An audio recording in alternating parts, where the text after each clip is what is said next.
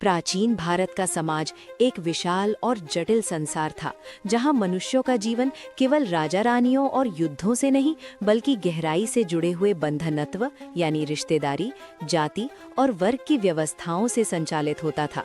उस समय समाज की बुनियाद परिवार और वंश पर टिकी थी।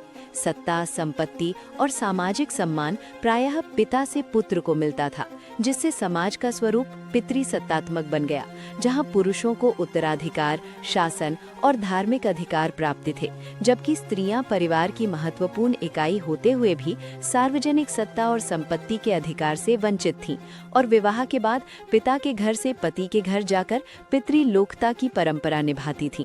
रिश्तेदारी केवल पारिवारिक संबंध नहीं थी, बल्कि राजनीतिक शक्ति का आधार भी थी, क्योंकि राजवंशों की वैधता वंश पर निर्भर करती थी और इसी के कारण सिंहासन के उत्तराधिकार को लेकर संघर्ष भी होते थे।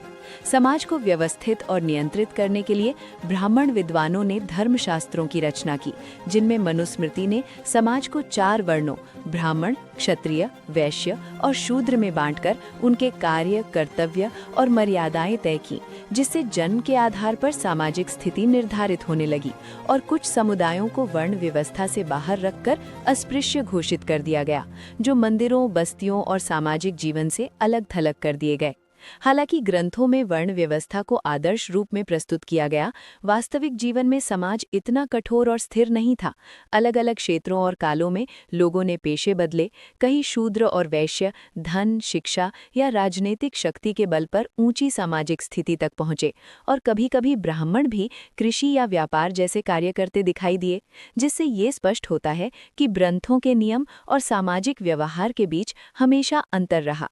इसी सामाजिक संरचना में वर्ग की अवधारणा भी मौजूद थी, जो जाति से अलग थी और व्यक्ति की आर्थिक स्थिति, भूमि स्वामित्व, पेशे और शक्ति पर आधारित थी। बड़े जमींदार, सामंत और अधिकारी उच्च वर्ग में, स्वतंत्र किसान, कारीगर और व्यापारी मध्य वर्ग में तथा दास, मजदूर और निर्धन लोग निम्न वर्ग में गिने जाते थे। और वर्ग व्यवस्था अपेक्षाकृत लचीली थी, क्योंकि समय, परिश्रम या अवसर के साथ व्यक्ति की आर्थिक स्थिति बदल सकती थी।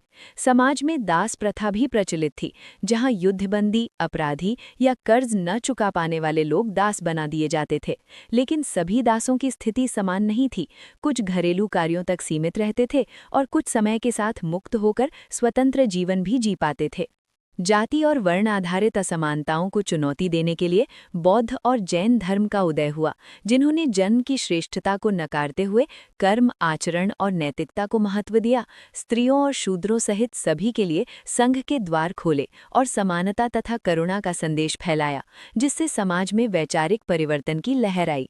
इतिहासकार इस पूरे सामाजिक ढांचे को समझने के लिए महाभारत और रामायण जैसे महाकाव्यों, मनुस्मृति जैसे धर्म ग्रंथों, बौद्ध साहित्य, शिलालेखों, सिक्कों और पुरातात्विक साक्ष्यों का सहारा लेते हैं, जिनसे ये निष्कर्ष निकलता है कि प्राचीन भारतीय समाज कोई जमी हुई संरचना नहीं था, बल्कि एक लगातार बदलती, बहुस्तरीय और विरोधाभासों से भरी व्यवस्था थी, जिसमें बंधुत्व, जाति और वर्ग मिलकर व्यक्ति की पहचान, अवसर और सामाजिक स्थान को निर्धारित करते थे। तो ये थी प्राचीन भारत की वो कहानी, जहां रिश्तों ने सत्ता तय की, जाति ने पहचान बनाई और धन ने वर्ग बदला। यही परतें मिलकर उस समाज को बनाती हैं जिसे हम आज इतिहास के रूप में पढ़ते हैं। ऐसे ही मज़ेदार वीडियो के लिए हमें सब्सक्राइब करें।